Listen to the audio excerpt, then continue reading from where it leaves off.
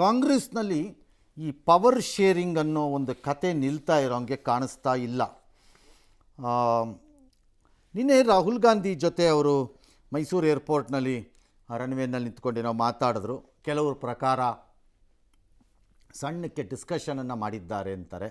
ಇನ್ನು ಕೆಲವರು ಡಿಸ್ಕಷನ್ ಏನಿಲ್ಲ, ದಿಲ್ಲಿಗೆ ಬನ್ನಿ ಮಾತಾಡೋಣ, ಎಲ್ಲ ಸೆಟ್ಲ್ ಮಾಡೋಣ ಅಂತ ಹೇಳಿದ್ದಾರೆ ಅಂತ ಇನ್ನು ಕೆಲವರು. ಒಬ್ಬೊಬ್ಬರು ಒಂದೊಂದು ಹೇಳ್ತಿದ್ದಾರೆ.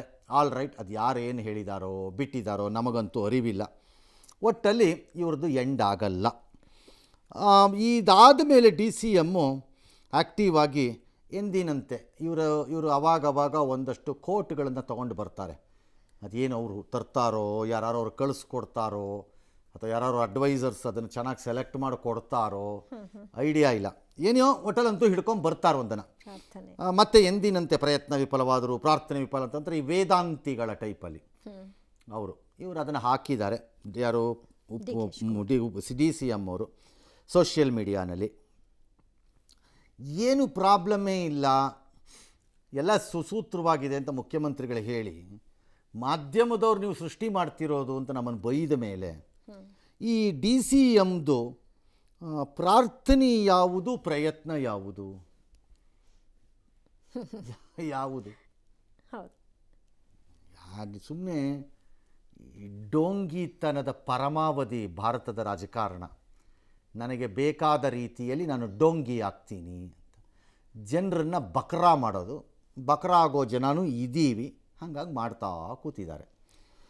ಬಟ್ ಅವ್ರ ಸೋದರ ಅವ್ರದ್ದು ಹಾದಿನೇ ಹಿಡ್ಕೊಂಡಿದ್ದಾರೆ. ಈಗ ಹೊಸೊಬ್ರು ಇನ್ನೊಬ್ರು ಆ್ಯಡ್ ಆಗಿದ್ದಾರೆ. ಈಗ ಇವರು ಅದೇನೋ ಇವ್ರದ್ದು ಒಂದು ಅದೇ ಥರ ಸೋಷಿಯಲ್ ಮೀಡಿಯಲ್ಲಿ ಅಣ್ಣನ ಪ್ರಾರ್ಥನೆ ಪ್ರಯತ್ನಕ್ಕೆ ಯಶಸ್ಸು ಸಿಗೋ ವಿಶ್ವಾಸ ಅಂತೆ. ಆಗಲಿ, ಮೊದಲ ಹೆಜ್ಜೆ ಪ್ರಯತ್ನ, ನಂತರ ಪ್ರಯತ್ನದ ಫಲವೇ ಯಶಸ್ಸು ಡ್ಯಾಶು ಅಂತ ಅವರು ಹಾಕ್ಕೊಂಡಿದ್ದಾರೆ. ಹಾಕ್ಕೋಬೋದು. ಇವ್ರದ್ದು ಪ್ರಯತ್ನ ಯಾರದ ಮೇಲೋ, ಯಶಸ್ಸಿಯಲ್ಲಿ ಏನು ಯಶಸ್ಸು? ಈಗ ಸಿಕ್ಕಿರೋ ಯಶಸ್ಸಿಗಿಂತ ಏನು ಬೇಕು? ಸುಮ್ಮನೆ ಕೂತಿದ್ರಿ, ಸೋತು ಅಧ್ಯಕ್ಷರಾದ್ರಿ, ಅಥವಾ ಅದೇನೋ ಡೈರೆಕ್ಟರ್ ನಿಮ್ಮ ತಮ್ಮಂದೇ ಅಧಿಕಾರ ನೀವು ಚಲಾಯಿಸ್ತೀರಿ, ಒಂದಷ್ಟು ಎಲ್ಲ ಆಗಿದೆ. ಇನ್ನೇನು ಬೇಕು ನಿಮಗೆ? ಎಲ್ಲ ಸಿಕ್ಕಿದೆಯಲ್ಲ ಅಂತ ಯಾಕೆ ಸುಮ್ಮನೆ? ಇನ್ನೇನು ಸಿಗಬೇಕು? ಏನದು ಈಗ ಚರ್ಚೆ ಏನದು? ಬಂಡೆನ, ಕಲ್ಲ, ಗ್ರನೈಟ, ಏನಂಗಾರೆ? ಮನೇನ, ಸೈಟ, ನಿವಾಸನ, ಏನು ಕೇಳಿದ್ರೆ ಇದೆಲ್ಲ ನಿಮ್ಮದೇ ಇದು. ಅದಕ್ಕೆ ಹೇಳ್ತೀನಲ್ಲ, ಸಾಕಾಗೋಗಿದೆ ಇದ್ದರಿದ್ದ ಕಚಡ ರಾಜಕಾರಣ. ಅಸಹ್ಯ ಹೇಳ್ತೀನಿ.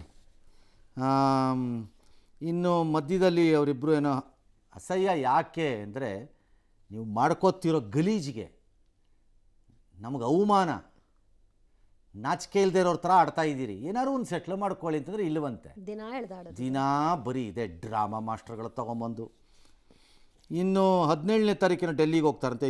ಹೋಗ್ರಿ, 17 ಅಲ್ದೇರಿ 26 ಹೋಗ್ರಿ, ಯಾವನು ಬೇಡ ಅಂದ್ರೆ ಅಲ್ಲೇ ಇದ್ದುಬಿಡ್ರಿ, ಬರಬೇಡಿ ವಾಪಸ್ಸು ಯಾರೂ, ಅಲ್ಲೇ ಇದ್ದುಬಿಡಿ ಎಲ್ಲರೂ, ಸಾಕಾಗಿದೆ.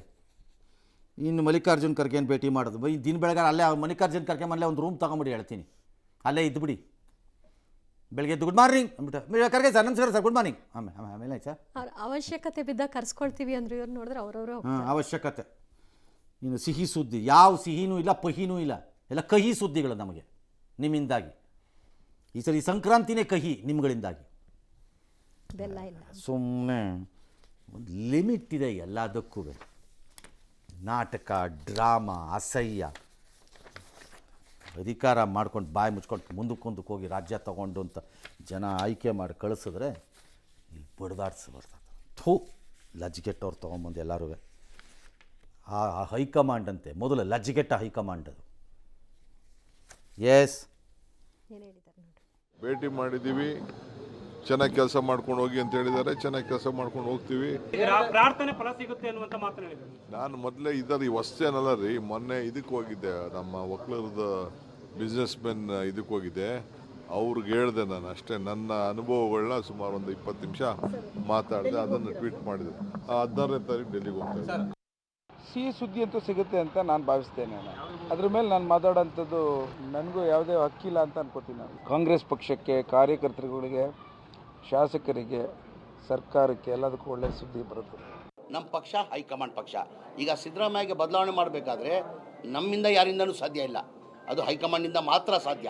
ನನ್ಗೆ ವಿಶ್ವಾಸ ಇದೆ ಈ 5 ವರ್ಷನೇ ಮನೆ ಸಿದ್ದರಾಮಯ್ಯ ಅವ್ರ ಮುಖ್ಯಮಂತ್ರಿ ಕುರ್ಚಿ ಖಾಲಿ ಇಲ್ಲ, 5 ವರ್ಷ ಅವರೇ ಮುಖ್ಯಮಂತ್ರಿ ಆಗಿರ್ತದೆ. ಅದ್ರ ಬಗ್ಗೆ ನಾನೇನು ಹೇಳಕ್ಕೆ ಬರೋದಿಲ್ಲ. ಅಲ್ಲ, ಅವ್ರೇನು ಮಾತಾಡಿದ್ದಾರೆ ಅಂತೇಳಿ ನಾವು ಹೆಂಗೆ ತಿಳ್ಕೊಳ್ಳೋದು? ಅವ್ರು ಹೇಳಿದರೆ ಮಾತ್ರ ನಮ್ಗೆ ಗೊತ್ತಾಗುತ್ತೆ, ನಮಗೇನು ಹೇಳಿಲ್ಲಲ್ಲ.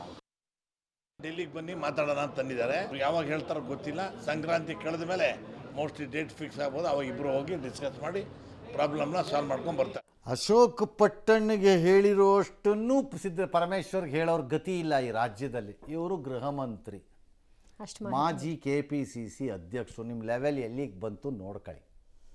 ಅಶೋಕ್ ಪಟ್ಟಣ್ ಹೇಳ್ತಾರೆ ದಿಲ್ಲಿಗೆ ಬನ್ನಿ ಮಾಡೋಣ, ಅದೆಲ್ಲ ವಿಚಾರಣೆ ಮಾಡೋಣ ಅಂತ ಹೇಳಿದ್ದಾರೆ, ಹೋಗ್ತಾರೆ ಡಿಲ್ಲಿಗೆ. ಅದೂ ಇಲ್ಲ ಪರಮೇಶ್ವರ್. ಅವ್ರು ಏನು ಮಾತಾಡಿದ್ದಾರೆ ಅಂತ ನಾವು ಹೇಗೆ ಹೇಳೋಣ? ಗೊಂದಲ ಬಗೆಹರಿಸಲಿ, ನಾವೆಲ್ಲಿ ಕೇಳೋಣ ಅಂತ. ಇನ್ನು ಅವಶ್ಯಕತೆ ಬಿದ್ದರೆ ಹೋಗ್ತಿದ್ದೆ.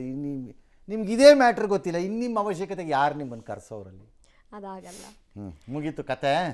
ಬೇಕಾದರೆ ಮಾಡ್ಕೊಳ್ಳಿ, ಸಾಕಿದ್ರೆ ಬಿಟ್ಕೊಳ್ಳಿ.